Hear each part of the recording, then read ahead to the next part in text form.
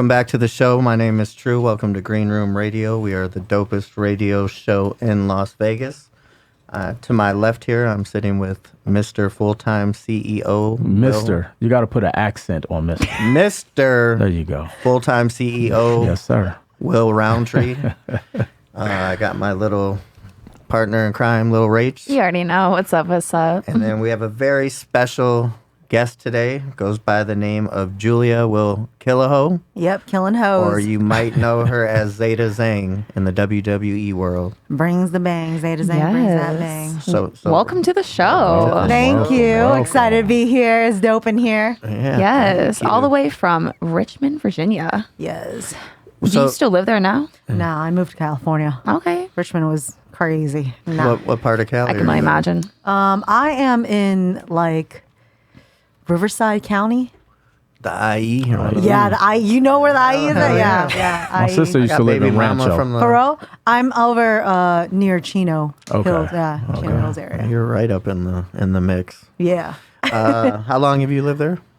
I'd say like all together, probably 5 years. I moved there from like 2014 to 2016. Then I left, went to Florida for WWE, and then I came back for like a few months. Then COVID happened, and I ended up in Taiwan for a whole year. Oh, wow. Then I came back in 2021, like March 11th, 2021. And then, yeah. So you were in, what would you say, Taiwan? For COVID? Yeah. How was that? Was it easy? It was the only country open. And Really? yeah, because they never got COVID. They ended up like blocking it off. So there was DJs flying in from other countries. They had like a 10,000 people music festival going on. Really? And at the height of COVID, Damn. everyone was shut down here. And I was out partying with my cousin. And New Year's Eve, we went out on a rooftop, like partied. Right. Everything was just normal life over there. That's actually awesome. That sounds like Miami and Atlanta. I was partying during COVID. Yeah, people were so pissed.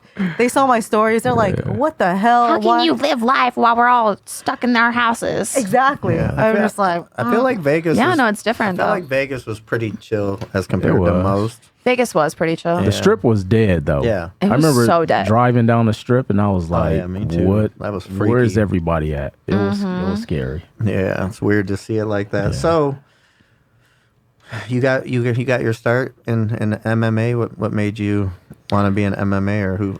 Well, Richmond, Virginia. That's why. Oh yeah, baby. Richmond, Virginia. Well, I'm originally from Charlottesville, Virginia. Yeah. Okay. And I was brought up like naive, didn't know, anything would happen to me because I'm from like a small town. Here, eat this. Yeah, right. It's like, hop in this car. No. All right. No, my dumb ass used to hitchhike like it was normal. I was like, oh, okay.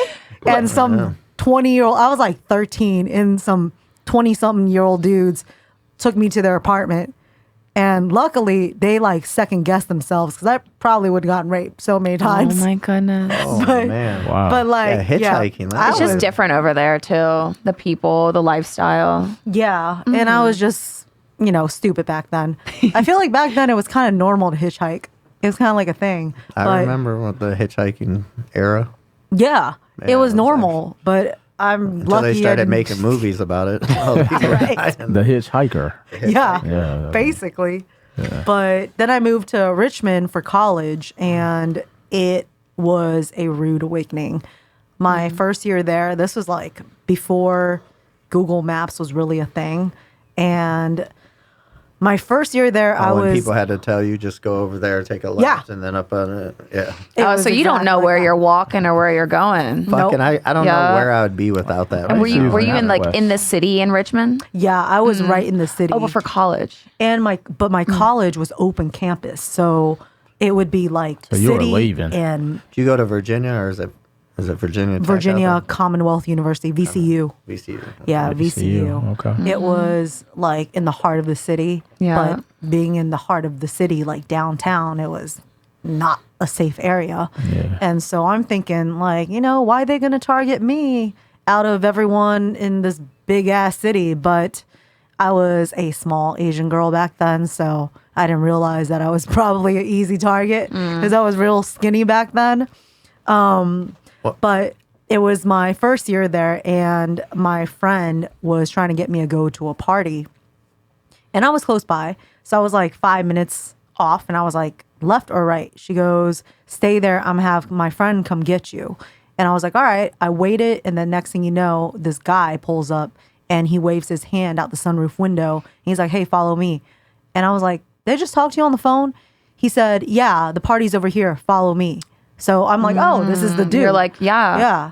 So I followed him, and then I realized that there was another car behind me with 4 dudes. And then they led me down some dark alley, trapped me in between the 2 cars. And this alleyway was like really narrow. So I couldn't get out. And at the time, I was just so naive. I had my window rolled down, the door open. He's standing like 3 feet away from me. And I'm just like, is this where the party's at? He said, yeah, it's where it's at. And I call my friend. I'm like, hey, I think I'm in the back. And it felt like 8 whole minutes had passed. And she's like, I don't see you. And I started getting this weird feeling. I remember looking in the sunroof, like in the rearview mirror, and all the 4 dudes in the back had all the lights turned off. They were like slouched, just like watching. Oh, wow. Like they were waiting on that dude to do something. And I was so lucky that night. I think the only reason why I didn't get dragged out of my car and freaking gang raped was probably because I was on the phone with my friend. And it just so happened the building that was next to my car was shorter than the other 2 buildings.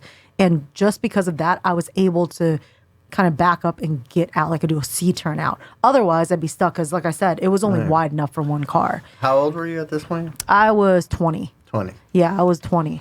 So that was a scary experience. And I know that would have been me that night because Richmond, it's a small city, but there's a lot of people just crammed in a small vicinity. It's like being in a mini New York. So anything that happened, it'd be like all near you. And there's this one area, it happened in Southside in Richmond. And that night was the same night that this girl that's in my class got gang raped. Wow. And she was on that street. So I feel like that's what happened to her after I had left. Oof. And there's been, that gang has been around raping people for a while. They've been on the news and it fit the description because the oldest dude was like 28 and the youngest kid was like 12. So it's like 5 It's like years it's like a family thing, probably. So at that point, Could were be. were You know? Could be. you were something I like better, that. I better go learn some MMA. Yeah, so because of that, I got into jiu-jitsu because I used to watch pro wrestling and collegiate wrestling and like Olympic wrestling because my grandma watched it growing up. And so it was weird because my grandma watched it. It was kind of like our bonding thing because She watched WWE, WWF? yeah, she loved wrestling. She watched like WCW back then, WWF. Ric Flair day. Yeah. Sheesh. She was watching all of it. And so I watched it with her. Right. And so for me, I kind of like remembered that. And I always kind of been drawn to wrestling, but I never had the confidence to do it because I was very shy back then, had like bad social anxiety. And I just never did sports. I didn't think I would ever be in this field ever in my life. But it was because of that I was like, you know what? Let me go into jiu-jitsu because when you're in college, you can't just jump on the wrestling team. Right. So jiu-jitsu was the closest thing to it. So I went into that, got like really deep into it because the first guy I ever dated, he really liked watching UFC and he liked the grappling portion. So we joined together, but he lived all the way like near my hometown. So that's like 2.5 hours from Richmond. And because of that, we barely trained. I only went in like twice. And then he broke up with me literally right before my 21st birthday. Wow. And I was like, this motherfucker, I am going to train so hard. I'm going to kick his ass when I see him. Whip his ass. So I freaking trained so hard that the coaches like, took notice of me and was like, hey, you should compete. And I ended up competing and won my first tournament. And it just changed my life, changed my viewpoint. So it was like, thank God for that breakup. Yeah. that so actually glad. lit the fire underneath you, which is it's a good story to hear, because usually they're like, oh yeah, I had a breakup and it's sad and this and that, but no, actually it turned around for something better for your life. Yeah, I'm vengeful as Yeah, fuck. she, so she because turned of that, around I and was then went like, and gang raped her ex-boyfriend. exactly. I would turn around and gang rape everyone else. Is it, so That- the slapper hoe that he manifested that, huh? Clearly. Clearly. He manifested Slapping that hoe. What level are you at a certain belt in jiu-jitsu? Well, I started with gi for a little bit, so I'm only blue. Because afterwards, How does that go? Like so you only get belted if you're wearing the gi, Yeah. like that whole outfit. If you do grappling like no gi, you don't get belted for it. So I ended up transitioning to MMA later, and that's no gi. Right. So you don't get belted for that. And yeah, I don't know why they do that, honestly. Right. I think it's just a tradition type of thing. It's very similar. There are some differences, but for the most part, I would say that I feel that no-gi grappling is a little bit more practical. Jiu-jitsu, I mean, I really do love jiu-jitsu. I like how technical it is, but if we're talking about like in a street fight situation, I would prefer to know grappling, which is no-gi jiu-jitsu. And you did Brazilian Jiu-Jitsu, correct? Yeah. Okay. So I started with Brazilian Jiu-Jitsu, the Okay. traditional kind. Right. I later ended up going into, I guess, Jiu-Jitsu, which is basically short for American Jiu-Jitsu, because for a while there was a whole like American Jiu-Jitsu versus Brazilian Jiu-Jitsu. What's the And difference? I would say American Jiu-Jitsu is more wrestling based because wrestling is so big in the U.S. Yeah. That's true. And so what happened was a lot of these jiu-jitsu guys, like Brazilian jiu-jitsu guys, they were going against a lot of American jiu-jitsu guys. And because of the wrestling background, they were doing like really well. They were dominating. And so in Brazilian jiu-jitsu, there's a lot of different rules that you can't do. And so because of that, I think there became like a rivalry or war against the two sides. Okay. Where the American Jiu-Jitsu people are like, fuck Brazilian Jiu-Jitsu, and Brazilian Jiu-Jitsu is like, fuck American Jiu-Jitsu. But, it essentially all came from the same thing, which was actually Japanese Jiu-Jitsu. yeah. Japanese Jiu-Jitsu. So is nobody what can happened. claim it. Right. Exactly. Nobody. Ain't nobody. It's just like, well, kind of the evolved. Gracies kind of brought that family name. Yeah. That probably put Brazil like on the map. On the map. Yeah. So when you got into MMA, right off the bat, who's your favorite fighter? At the time, it's funny because I actually hated MMA. I went into jiu-jitsu because I wanted to do it for self-defense. My purpose was to protect myself because... It's funny you say that because Dana White, he said, if anything in life, he said him and the Fertitta brothers, they always did jiu-jitsu. And he's like, I recommend, they still to this day do it, but he says, I recommend every kid, boy or girl, always do jiu-jitsu because they say that that's the one thing you can do to protect yourself that will always come out positive for you. I definitely agree with that because it's such I love how smart it is. It's a very technical martial art, and it's the longest martial art to get your black belt in because there's just so much involved, and it's all based off leverage. So it's a great martial art for someone who's smaller to overpower someone bigger because it's all based on leverage. So I love the scientific physics aspect to it, and because it works so well, it made me like feel like this is the thing that seems to be one of the best things for self-defense, which is the whole reason why I got into it. And because I went into it for the sake of protecting myself, jiu-jitsu, the term actually translates to the gentle art. So it actually means gentle art, and it's supposed to be defensive. But sport jiu-jitsu, of course, is more offensive, and you're like trying to dominate. But traditional jiu-jitsu, it's for defense. And so I went into it with a very artist type of perspective because art is actually my first love. So I'm an artist at my core. What But type of art did you like doing? every type. But I started with like traditional drawing, like graphite, just traditional drawing. And then throughout my life, I realized, oh, I like martial arts. I like performance art. I like music art, like all Found types yourself of in different art. types of arts. Yeah. But the core has always been art.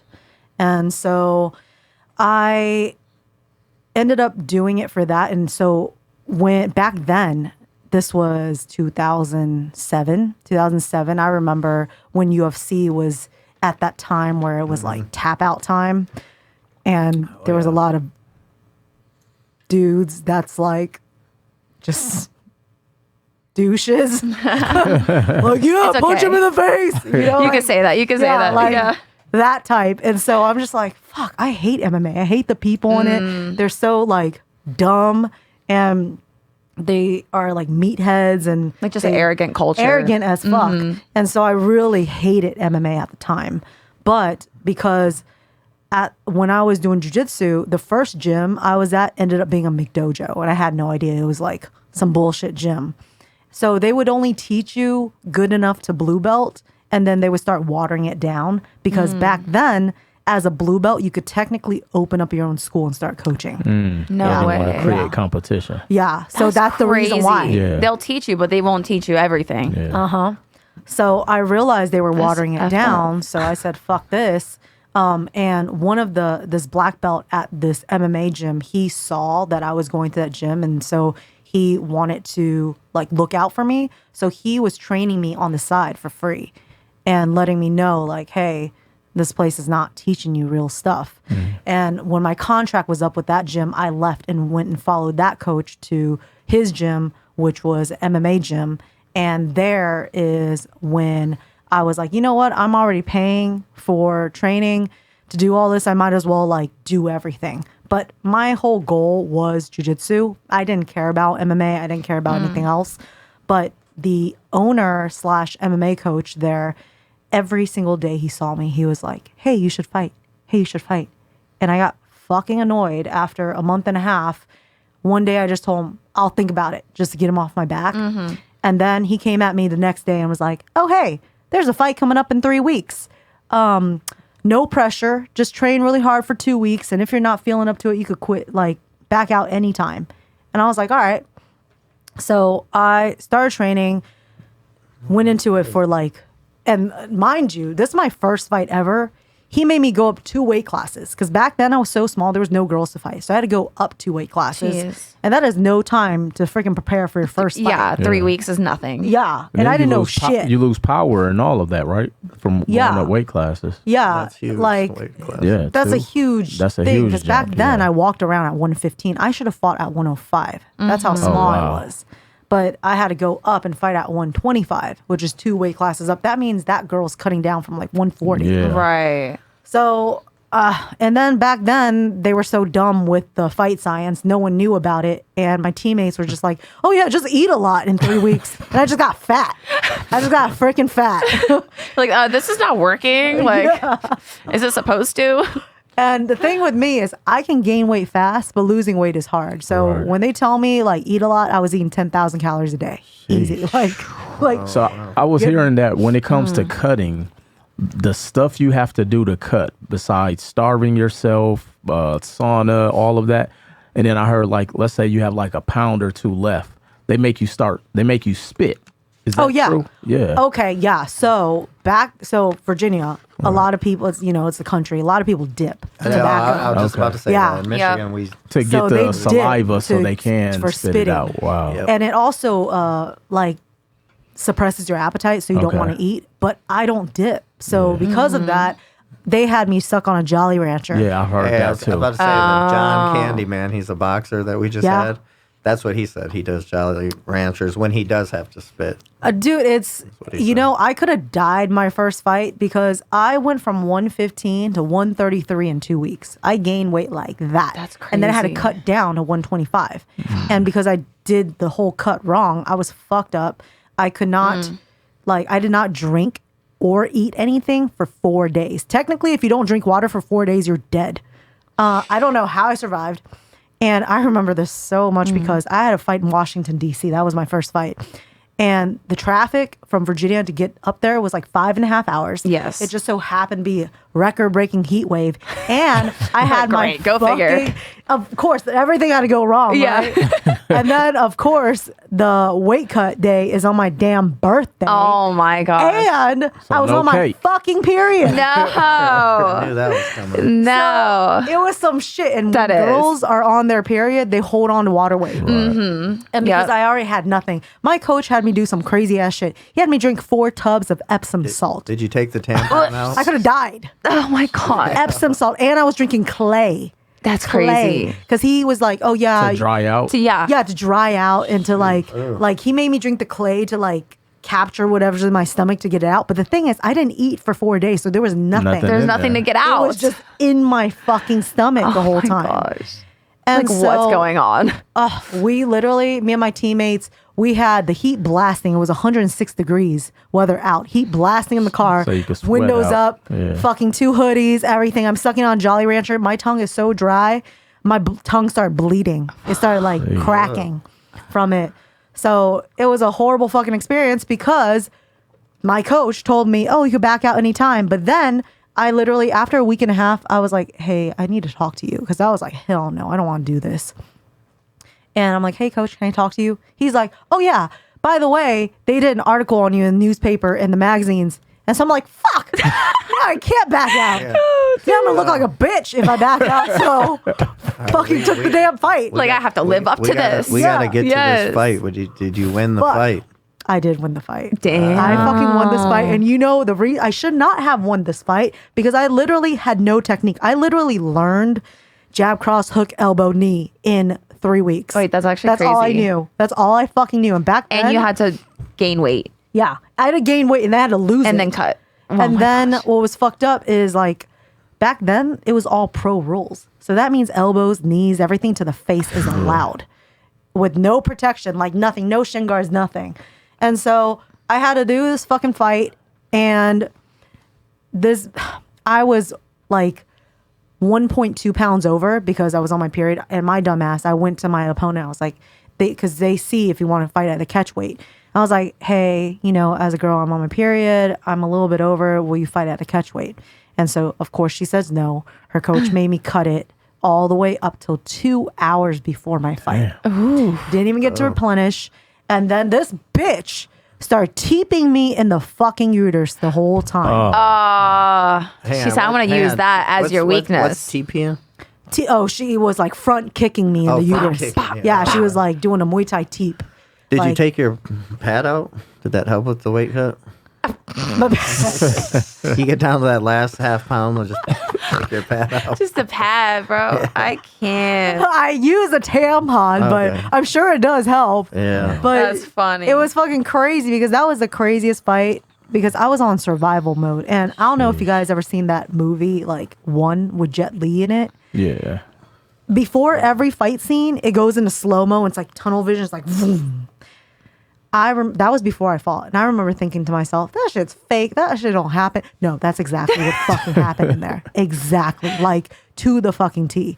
And what sucked was I literally tore my ACL fully right before my fight. And so I had to go in with a torn ACL and my knee popped out during the fight. Well, that's okay. This is crazy.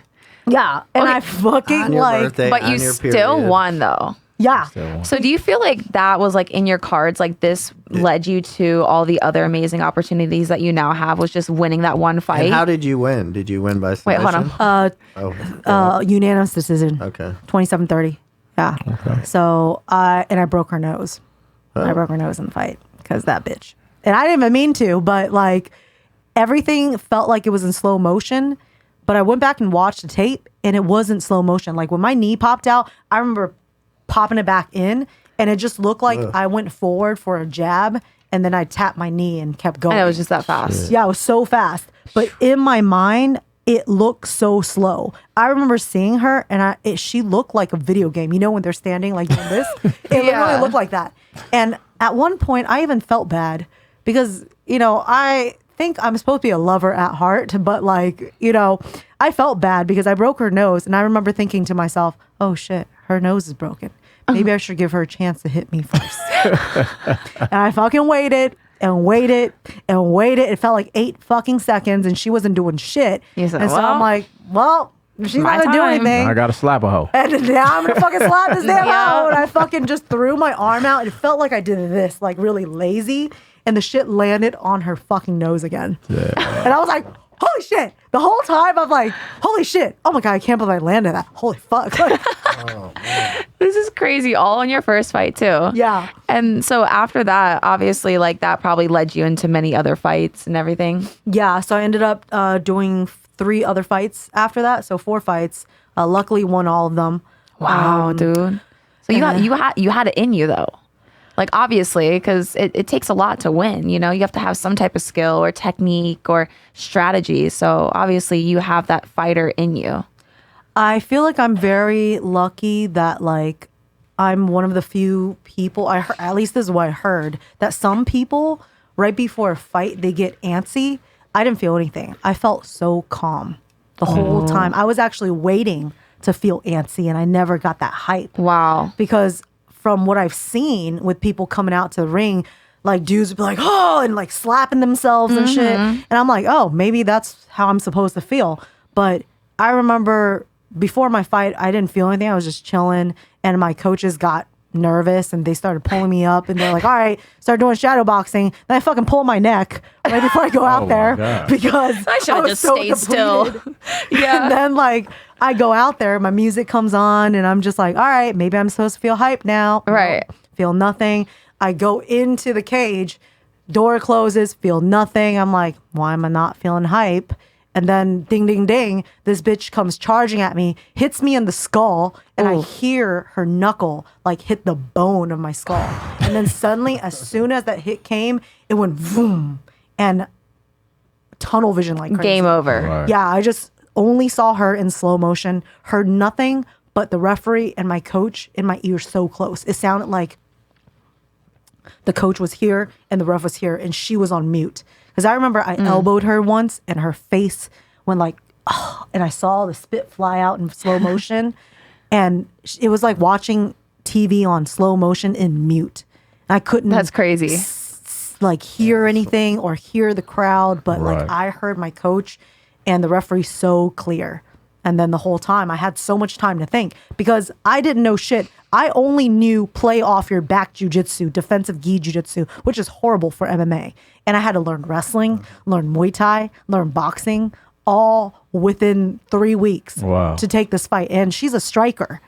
And so She's they coming put at me you up. the whole time. Yeah, they put me up against a girl that has 3 years of striking experience where I only had 3 weeks. And I'm just like, I technically should not have won. But the reason why I won was because I was not willing to go down because I knew damn well that she was not going to kill my will. Right. And that's the reason why I'm called Will Kill a Hoe, because it's a pun. So it's I will kill hoes, but also I will kill their will to win. That's why it's a will killer. Wow. So So do you always have like a strong mindset before going into a fight? no, actually. I feel like my mindset is based on how hard I train. And because I train so crazy, like back then I was doing 12 and a half hours Of training? of training. 8 to Straight? 12 and a half. Yep. Gosh. Or yeah, like straight, pretty much. Pretty much straight. Like your total, whole day was Yeah, my training. whole day was training. Right. So actually it was really 15 and a half hours, but I cut out 3 hours for like walking from here to there or changing clothes. So I calculated cutting out 3 hours, that would be 12 and a half. Right. But really it took me 15 and a half hours. Damn. So I knew that no one was going to outwork me. So because of that, that was my confidence. Wow. So do you think that in order to train at that level, you have to eliminate all distractions? And I Oh, think yeah. that's very hard for a lot of people, whether they're coming in new into the, mixed martial arts or even just anybody who want to be successful. You have to have a certain level of discipline. Do you get people to ask your advice? Like, how do you stay so locked in? Yes, I feel like they do ask me that. And honestly, I don't really know the answer to that. Right. I feel like I've always used the negative parts of me as fuel. I think because so much shit has happened in my life and I've been depressed, suicidal, throughout my life, like multiple times. I think it's because of these reasons. I'm just like, there is no other choice. Do I keep being fucking upset or sad over some shit and letting opportunities pass me by? Or do I try and do something about it? So when you only got two choices, it's like, you got to go pick this one. Yeah. So if I'm going to do it, then I have to do it 100%, because if I don't, I'm going to be so upset at myself. Like, damn, I could have done this, because there's been so many times in my life where I fucked up so much in my upbringing. I fucked up so much where I lost opportunities or let things pass me by. And one of the things I hate most is regret, and the type of regret where I know I could have prevented it, but I allowed it to happen. And there's no one to be pissed off at but myself. Yeah. Right. And that sucks. So your survival is what helped you to thrive, is what, and the reason I try to pull that out, because I think a lot of times people think success is easy, and it's not. Like, you have to go through some pain, grueling type of scenarios, and sometimes the rock bottom teaches us something that nothing else can teach us. And it sounds like from your story that this like accumulation of life happening is why you're here today, on top of just your level of training. So Yeah, I would say that. Yes. definitely, Yeah.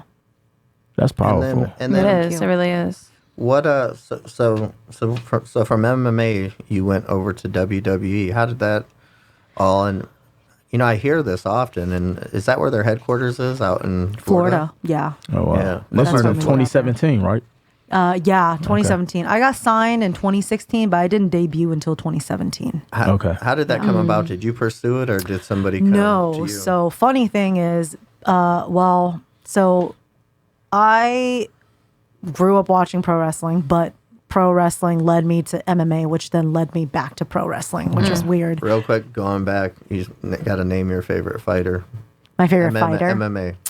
I'd say Off the top, one of my favorites is probably George St. Pierre. 100%. Yeah, because I Now- respect his work ethic. Now, as you go into this WWE, who's your all-time favorite WWE or F, or just wrestler in general? I would say one of my favorites is probably my friend Rhea Ripley. She's really good. Yeah, see, I didn't follow the girls as much. They didn't seem like the Hulk Hogan's, and now I know there's a lot of the Hulk girls Hogan is- was my favorite growing up, because he that was was my definitely- grandma's Yeah, favorite. he was definitely So- mine. And then Chyna was a big. Chyna was also yeah, mine. Chyna Oh, was yeah. Chyna and Hulk huge, were my right? two favorite. Yeah. Yeah. Yeah, when did they have girls back then? Like Chyna was the Yeah, only Chyna one. was She the was the only only one. one? Yeah. She was the So who only did she one. go against if she was the only one? Guys. Guys. Yeah, she was, because she Oh, was shit. jacked. She was. Yeah. She fucking fucked them dudes up. Yeah, she was jacked. So she was the only one. Yeah. And then later there was other girls that came, Right. but they were like, they started with like bikini wrestling and stuff. So they didn't take it serious really. They were just like eye candy. But then throughout that transition, they started getting more like serious athletes. And then later, the year that I went in was the year they started hiring all these MMA people.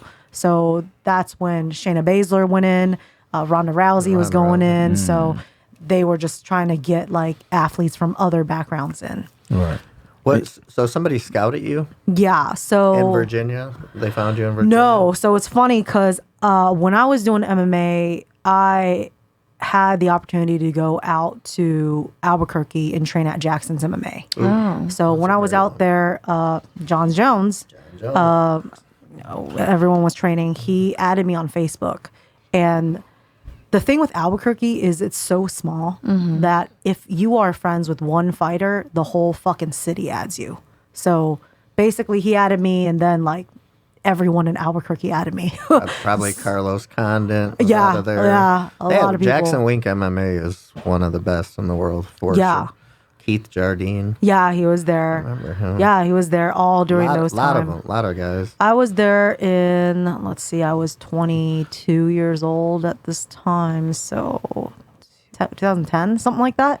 Yeah. So it was the time of Donald Cerrone was at his peak. This was before John Jones became champion. He was like on the up and up, but he hadn't been champion yet. Oh, damn. Yeah, it was like throwback. That's a Throwback super time. throwback. Yeah. Fucking Holly Holmes was there. Cub Swanson. Keith Jardine was there. A lot of people there. Everybody. They everyone had the was most there. stacked. Definitely the most Diego stacked. Sanchez. Yep. In Albuquerque. Yeah. It was so stacked there. So I went there and trained for a while. And then this girl that writes for Fight Magazine, we ended up becoming friends. And so she interviewed this one fighter for ONE FC called Paul Chang. And so he added me on Facebook because of all our mutual friends. And he didn't talk to me for like 4.5 years. And just out of nowhere, he hits me up. And at this point, I've already moved to California and I started training out of Black House MMA. And so he hit me up and he goes, "Hey, I've been watching you train. I think you'd be great for WWE. If you're interested, let me know."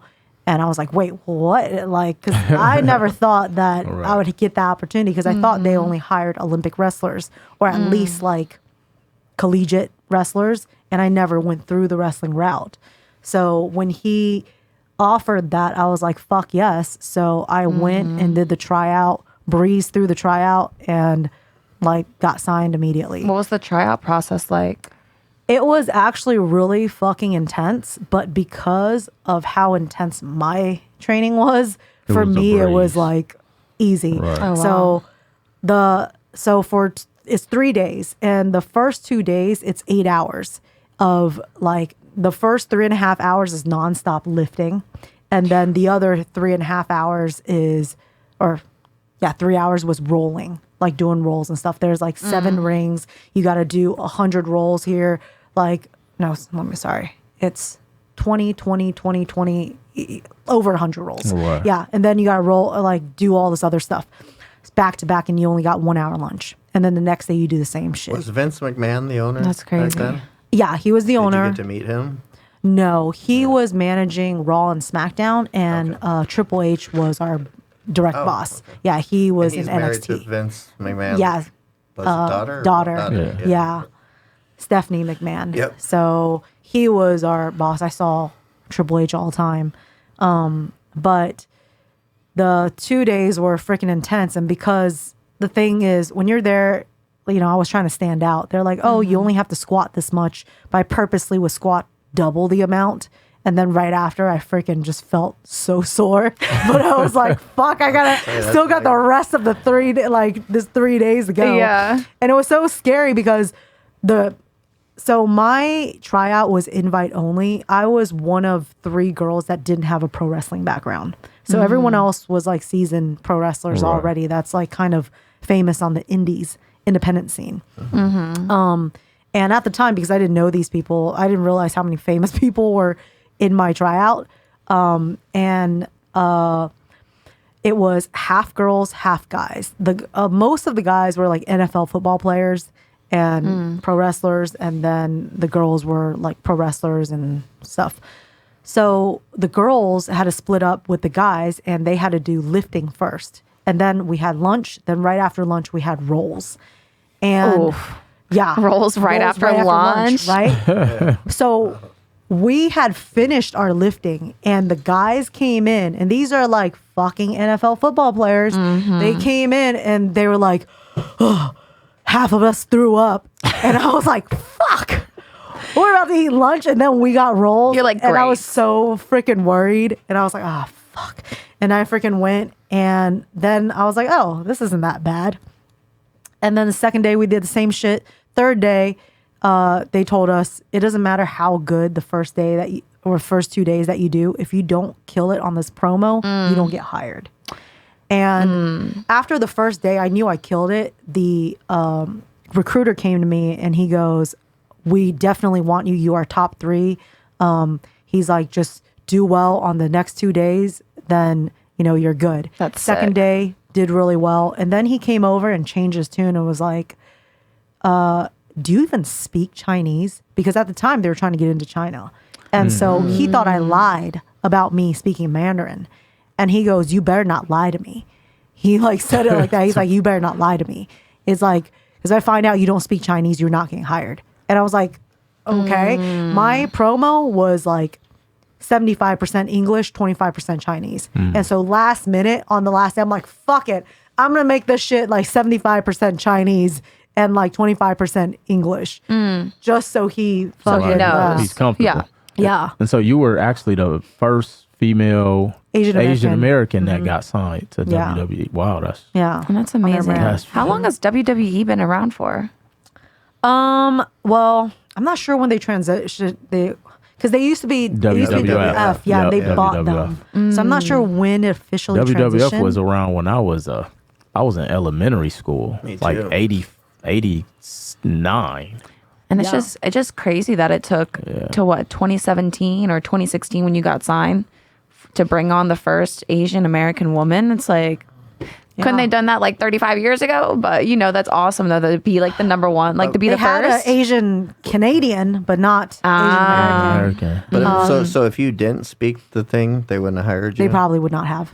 They would not. That was one of the requirements. And they tell you that from the start before you No. went. No. So that's Yeah, another what I was on. thing. I was like, Oh, what a great surprise! Yeah. They kind of They no. lured you in. Yeah, they did. You got lured in by the yeah, WWE. like the guys in the alley. Yeah, exactly. Zeda, I'm And seeing they a pattern. literally No. raped my ass over and over there because, like, I would have been fine if they pattern. had told me up front. But, it came as a surprise because I went in there and, I found out later they never really had plans for me because Asian American isn't a big enough demographic for them to want to promote. So they instead want to get into China. So they wanted someone Chinese. Go overseas. Yeah. Yeah. So Is that what you are? You're Chinese? I'm Chinese and Taiwanese, which I mean, race-wise, I guess it's Chinese, but don't let Taiwanese people hear that. They'd be upset. But like, because Asian American isn't like popular enough, so they don't really care that I'm the first Asian American. They're more so caring you being the first Chinese. And it was crazy because I got to wrestle for Mae Young Classic, but it was actually a fluke because one of my best friends, she's actually the first Chinese female signed, and she's actually from China. So she got injured, and then they had me replace her for Mae Young Classic. And that's the reason why I had to represent two flags. And there I represent American flag and the Chinese flag. But they didn't have plans for me to develop the Chinese character because the recruiter came to me and he's like, hey, where do you want to be billed from? And saying where you're billed from is basically saying like where your character is from, which is made up. And I told him like, hey, can I be from Shanghai, China? Because that's where my dad's from. And he goes, no, you can't lie about where you're from. The internet's transparent. I'm just like, So what do you want me to say? yeah, like everyone lies My about where they're from. character's from Virginia. Yeah. So because of that, I did come out as Richmond, Virginia, representing China, which was fucking weird. And everyone's like, why? Like, Look, this is what they made me do. Okay. Yeah. Why do you think wrestling is the thing that the experience I had with it, which was really insane? I was just driving down the road with which is now my son's mom, but we saw there was a WWF or E going on at the stadium there. Yeah, I saw and we that. had never been, and like of course I was attracted to like I thought the Hulk Hogan, the Macho Man. I knew all the guys, but we were like, let's go in here, and we actually did it on shrooms. oh my God. But we went in there and we're like watching, and I'm seeing all these grown men, like it's like they're watching a soap opera, and we're sitting there like, this is fake as fuck. And we didn't understand, and we're like, let's get the fuck out of here. Like that's my only experience. So I always It's a storyline now. Yeah. though. It's a I always storyline ask, now. like, they came out here to Allegiant Stadium, just last year. I'm like, why do you think it's like so popular? Like, and it is a storyline because, and you do have It's to be entertainment, right? It's entertainment, but So it's more so for the interactive part of it. So the unique thing about pro wrestling is that you, as the crowd, get to be a part of the show. So literally people bring in signs and during it, they'll like yell, hey, one more time or do this move. And then the pro wrestler in there, when they hear it, they're like, all right. And they'll do it. So you're like, oh shit, I contributed to part of the show. Right. So that's a big part of it. But huge. also, That is cool. pro wrestling is like you're playing a character, not just like a TV show or for a movie that only lasts like a few seasons or whatever else. you're literally a character for an average pro wrestling career should be at least 15 to 20 years, at least. Wow. So literally these people grew up watching you and they build a bond with you as a That is character. true. I remember that's Yeah. how it was. Yeah. So they That's how it see was. you grow from this person to this person. I was a Macho Man Randy Savage fan. Me too. Oh yeah. Yeah. Oh yeah, throwback. Yeah, so because of that, there's a lot of like diehard Yeah. fans. And the thing with pro wrestling is you don't watch it for the fight aspect because you got MMA and UFC for that now. You know, you watch it for the oh shit, could this be a real hit? Because accidents happen all the time. Like, yeah. That was my next question because you see them in those situations where they're like hitting the guy. Now you can obviously tell they're fake hitting them, but I know that they've connected before. Yeah. 100%. Like it's hard to simulate punching someone in the face. Like you're gonna eventually hit them 100%. Like I can only fake turn so many times until you actually clock me. Exactly. And this is also the reason why we don't have much time to plan our matches. People think that it's like stunts where you got all this time. There's no time. Like you coordinate with the other person. Yeah, you barely coordinate. Like they'll give you like a time. They'll be like, all right, you got 15 minutes. You're going over, meaning this person's winning. And so you have to talk amongst Call it yourselves. you're going over. Yeah, there's like you're going over, meaning you're winning. So the only thing you really know, if you're a good pro wrestler, then you don't talk about much at all. It's basically like improv stunts. You're literally doing improv in the ring as it's happening. That's crazy. And you have to basically be a ventriloquist too, because like, like, you know, every time they're like hitting you and they're like doing this, they're actually talking through their teeth. Oh, wow. So they're talking to their opponent, but it looks like they're just like, fuck you, like that type of stuff. And every time the referee comes and they're like, you okay? Crazy. You okay? They're actually sneaking like information to you. They're like, hey, you got 2 minutes, you got 5 minutes, give you a time frame because this shit's live. So we got to make it Wrap the this right shit up. time Wrap it up. because of commercials. True. And then Yeah, on this top shit of is that, scripted, like, for real. like because you can't get it to be exactly like set to be A, B, C, D. Otherwise, you know, shit happens all the time. Let's say the match before you, some shit connected and someone got knocked out. Next thing you know, your 15-minute match now it's going to be like 30 minutes. Right. So if you plan a 15-minute match, what are you going to do with the extra 15 minutes? It's like, all right, now you need to go make stuff up. So you have to get really good at improving and knowing what to do in the situation. So a good pro wrestler will know how to do that and have very, very little planned. So do they still do, because I haven't watched wrestling in like 20 years, is there still kind of like the good and bad narrative that they sell? They do. It's just not as like, it's not as cheesy as it used to be. Yeah, it used to be like, Back then it was like It was very really clear. bad, Like, yeah. It's like, oh, Superman and fucking, you know, it was Yeah. very cheesy. But now everyone has real names. Okay. They don't go by, you know, the cheesier names. Jake the Snake. You're not going to hear No disrespect, Jake the Undertaker. Snake. I was a Yeah. fan. You know, yeah, I Wait, like that was Jake a the real Snake. one? Yeah, Jake the Yeah, Snake Jake Roberts. the Snake, Undertaker. You know, like everyone has real names now. Jimmy Fly, Super Snooker. So that's so Ronda. Yeah, it was all Yeah, type of Ronda shit. Rousey was Like John Cena. John Cena. You know, no one's gonna be called The Rock anymore because Yeah. that's not a real name. You know, True, but John Cena sounds like it could be a real name, a first name, a last name. But their stories are more complex now. Yeah. And the crazy thing with pro wrestling is they don't give a fuck about your personal life because there's a reason why they say that you gotta have tough skin to be in there because they will literally take real shit that happens in your personal life and make it into a storyline, Oh, wow. even though you're going through it. Because this happens all the time. And it happened to my friend. She was dating this WWE wrestler and they were having marital problems. They weren't having sex. And the thing with WWE is like the coaches in there and everyone in there, people talk. And they'll be like friends with you. So Just to you'll get think, information. yeah, just to get information. Damn. And they'll always end up back to the writers. And next thing you know, my friend was getting married to her husband, WWE guy, and on their real wedding, literally wedding night, WWE calls and they're like, hey, can we come film at your wedding? No. And she was like, what? So her wedding became a whole storyline on Raw. And they're like fighting with R-Truth. He's like fighting with R-Truth, falling on her $4,000 something dress.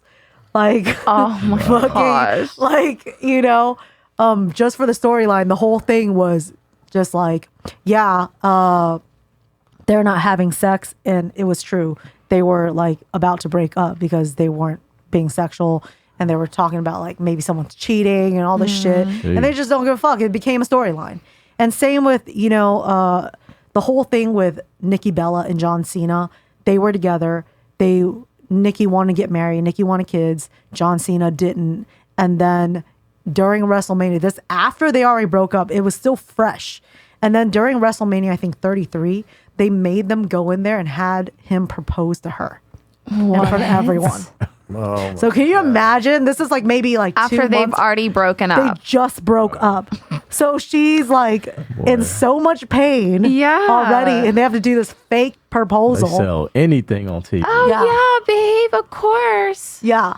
And then the other thing, My there was a whole gosh. thing with fucking like freaking Roman Reigns with cancer and all the shit. Like, they're just like, fuck it, well, let's make this into a storyline. No. It's like, fuck, he's going through it for real. Like, Like, damn it, they don't give a fuck. oh my God. And they So- still do that to this day. To this day. Yeah. they It's do a that. wrestling is a soap opera Yeah. now. I'm telling you. And so I can just remember from back in the day, there would be cliffhangers where that's what brought you back to come in and To the watch the next- next match. Yeah. Yeah. Yeah. Are you still in wrestling today, or I'm pretty much transitioning out of it. This is why I did Power Slap. how many years did you stay in? I would wrestling? say total 8 years. 8 years. 8 years. I haven't wrestled for like about 2 We years. don't have to say the numbers, but I'm sure it's different. Was the money good?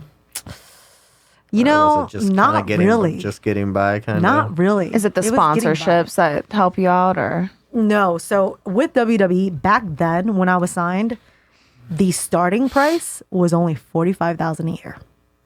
$45,000. Really? That's it, and we have to pay for our own then gas, pay for our taxes own come out of that? clothes. Yeah, taxes. Like oh, everything. everything, your training, your Like, all the stuff comes out of it. So, and then now I think for NXT the starting price is like 75,000, and then when I got released off of injury, I was making 65,000 on my own at the time. So I was like, well, I'm getting paid more than fucking WWE, because the thing with pro wrestling is merchandise sales is everything. And they know that. That's why in our contracts, they take 80% of your Oh my merchandise. God. You only get 20. shit. Yeah.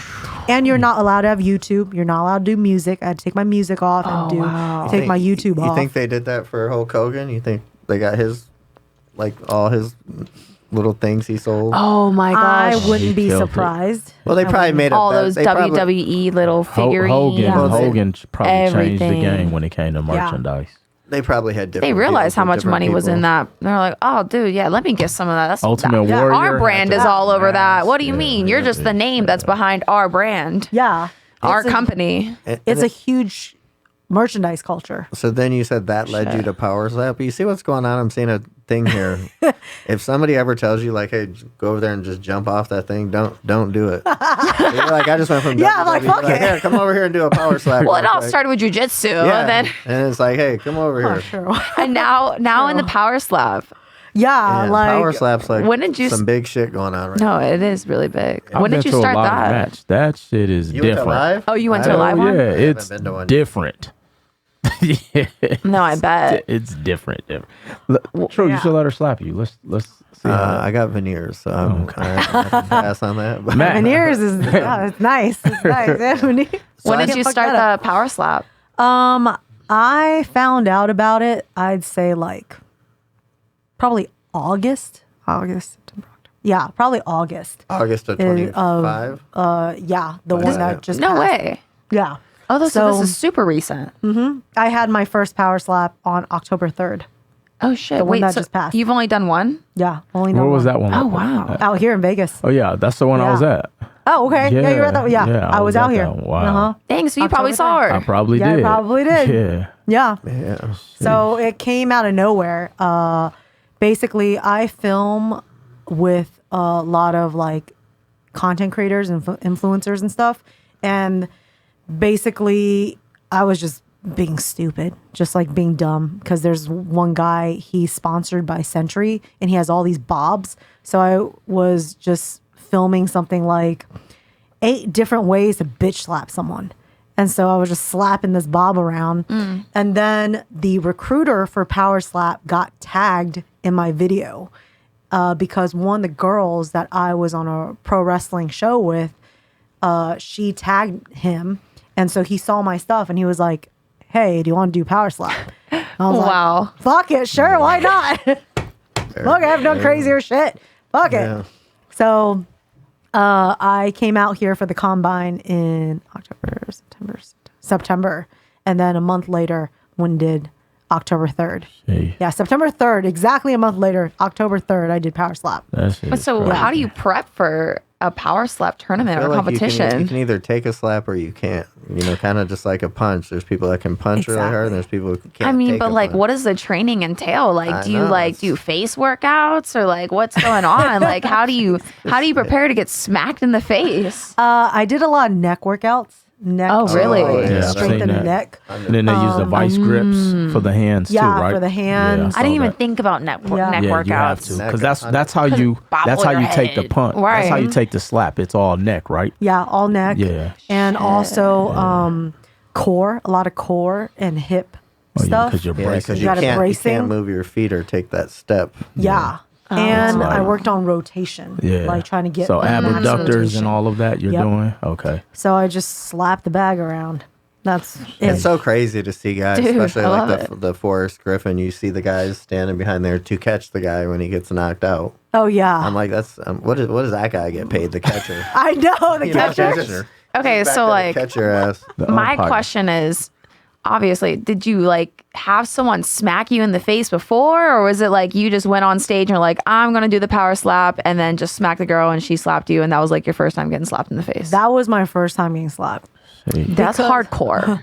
Well, the thing is, back when I was doing MMA, back then it was like crazy training. So I was the only girl in the gym. I only sparred with guys, and back then it was stupid sparring. We'd spar 3 times a week, full on, no headgear, nothing. And, I'm in Virginia where it's a lot of egotistical dudes from the country that just, didn't want to look weak against the girls. So they came at you. They came at me. This one dude tried to knock me out every training session. Every training session, I would see stars. And I found out that that's a concussion. I had a concussion every damn day for almost 6 years straight. I felt stupider.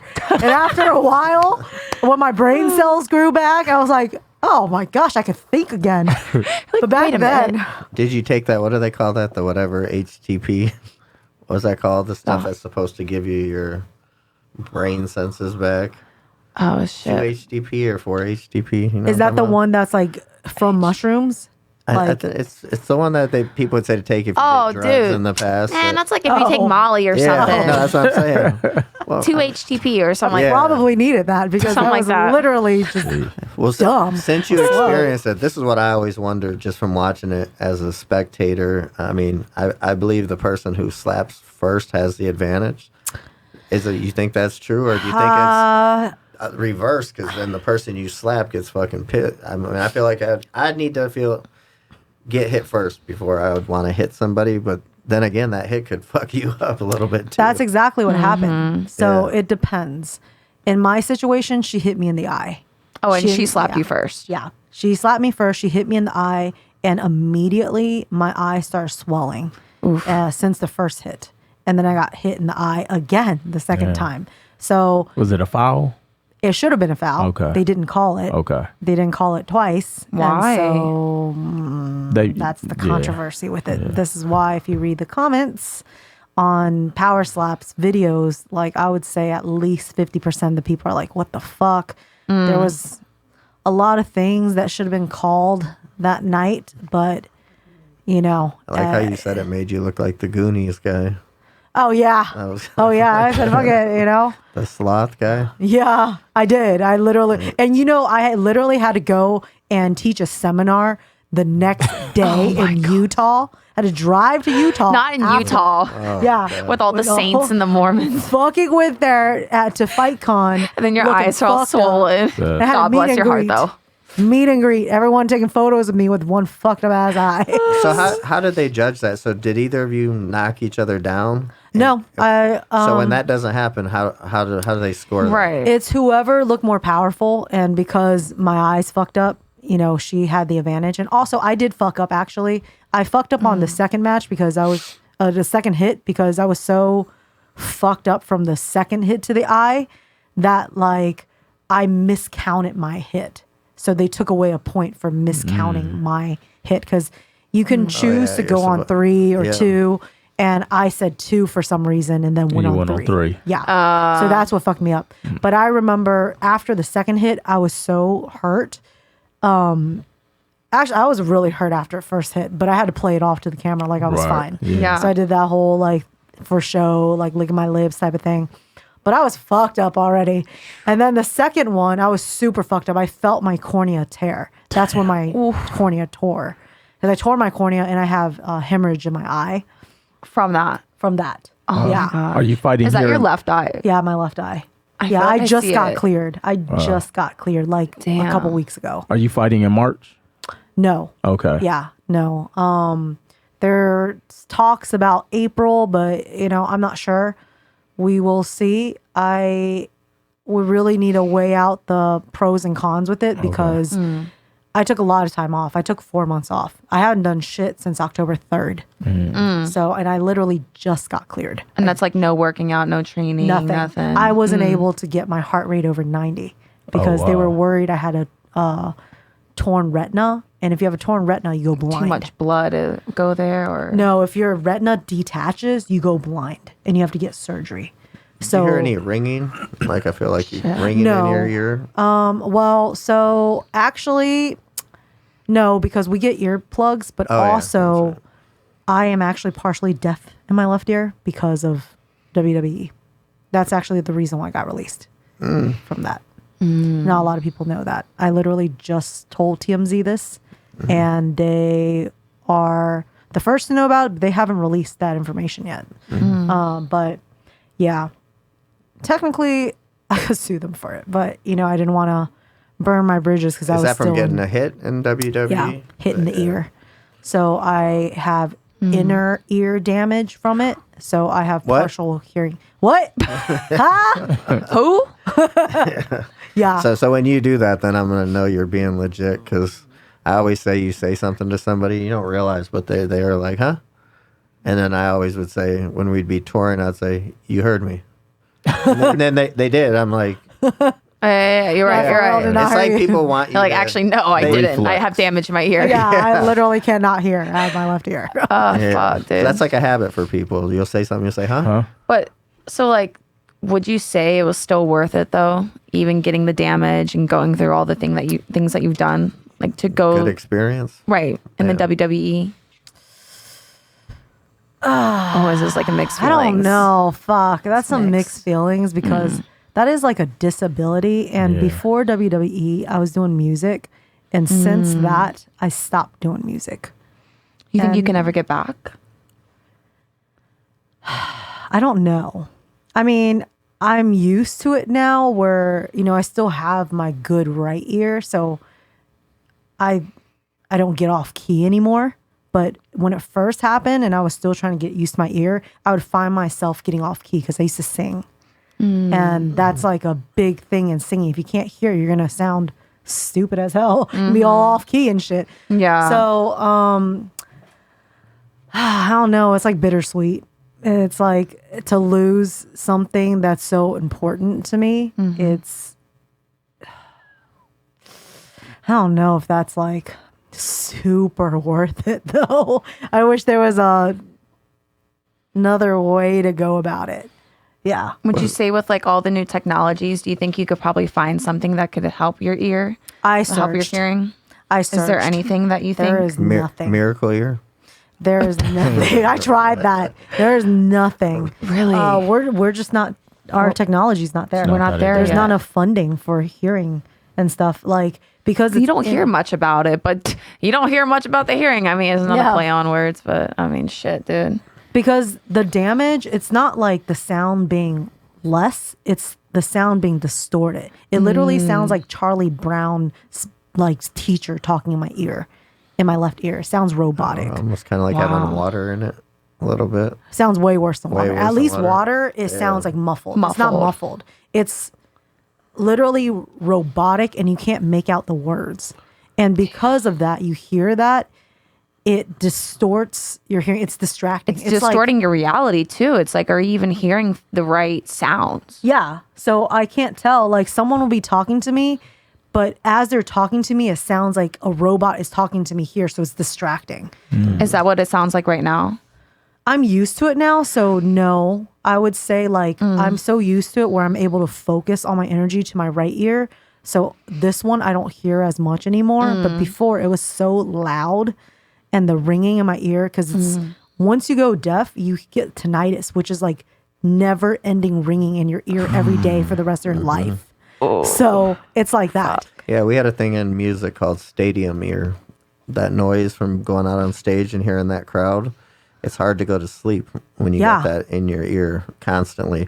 So like I can't imagine being the front man, you know, like somebody like a Ludacris or somebody who's right out there in front of that. You know, how do they turn that off to go back to the hotel to go to How? sleep? Yeah. That adrenaline, the noise. In my Like, 20s, I used to Yeah. work in a warehouse. Same thing, like the sound from the warehouse, the Like the machines and the everything? machines, yeah, yeah. They say people actually get you partially lose some of your hearing being I loud. definitely am. It's true. And people in warehouses deal with it all the time. It's true. That's hard work. Yeah. Because you do take permanent damage like over time. Yeah. By being exposed to it too much.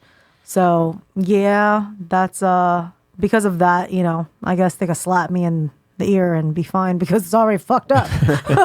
Do you get to choose like which side you get slapped on? You get slapped on both sides. You get slapped on whatever the opponent chooses. So they want to slap you with their dominant hand. Yeah, their right or their left hand. And they're usually right-handed. So Yeah, that means both. my left ear is the one that's getting fucked mostly. And that's the one that's already fucked, or Yeah. so you're like, well, you know. Yeah, my whole body's fucked. Everything's fucked, honestly. So where do you go from here? I am, you know, I'm saying like I'm not saying Don't go into porn. We know No, it's ABS. no, This no, week. You need no. to get out of here immediately. 'Cause these clips people are walking you on. They're gonna be like, "Come here, girl. We got yeah. a job for you. Come over here." Yeah, they'll pay you right then and there. It's called the gangbang scene with starring Bonnie Blue or whatever. What was it? It's funny because one of my finishing moves in wrestling is called a Zhang Bang. The gangbang. God, I That's can see a That whole. sounds Asian like it should be series at the now. AVN. Yeah, right. Zang bang. Zhang Bang. The Zang Bang now. But no, what plans do you have after this? I'm going back to my roots with self-defense because I realize with every time I do an interview, everyone's always asking, how did you get into pro wrestling? How did you get into MMA? It's always because of self-defense.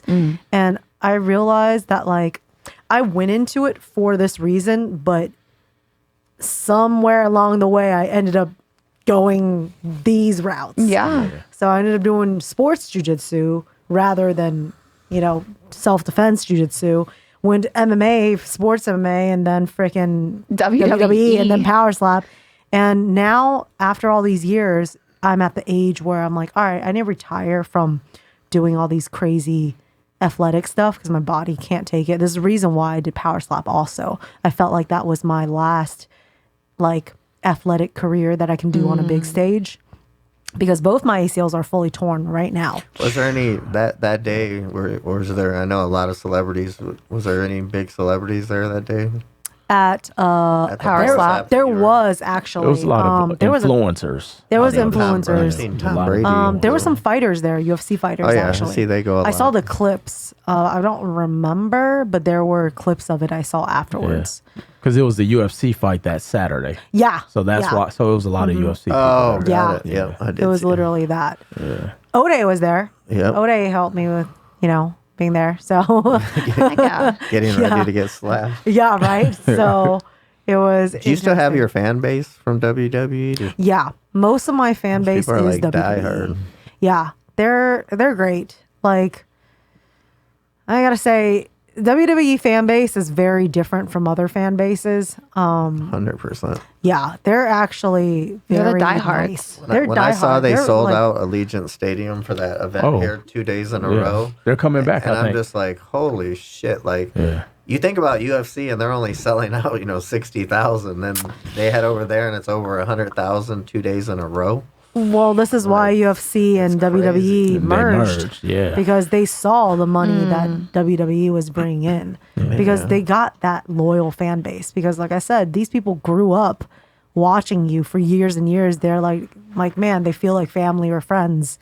So because of that, they're so supportive and loyal, which is what I really love about pro wrestling is the fans. It's like, it's very different from, MMA fans kind of suck, to be honest. MMA fans kind of The suck. thing I don't like with MMA, it's like my favorite fighter is Anderson Silva, but it's so crazy how these fighters are so big, and the second they're out of the game, it's like people just move on from them. And I'm like, Anderson Silva went out taking a bunch of losses, but I'm like, Jose Aldo, and I'm like, does anybody realize these guys were undefeated for 10 years? Yeah. Before they even got beat? And it's like, No one gives MMA a fuck. fans, right to the next person. Right to the next they move. are literally hoes. Yeah, I think No, some hell. of it too is with MMA, and this is just my own assessment because I did grow up watching wrestling. MMA hasn't figured out the personality of the character yet, and I think MMA they create the character, whereas the character is the one creating the character. See, in WWE and WWF, Hulk Hogan created his character. Ultimate Warrior created his character. MMA, the person is just like some guy from whatever town they're in, and MMA has to give them a persona. And I think gotta that's throw where this it out is. before I forget it. The Rowdy Piper. The Rowdy Piper had the kilt, whatever. Yeah. So I think that's what it is, and why the fan base is different, because the UFC fighter, they don't create the personality or the character. UFC gives them their persona. What would you say to that, Zeda?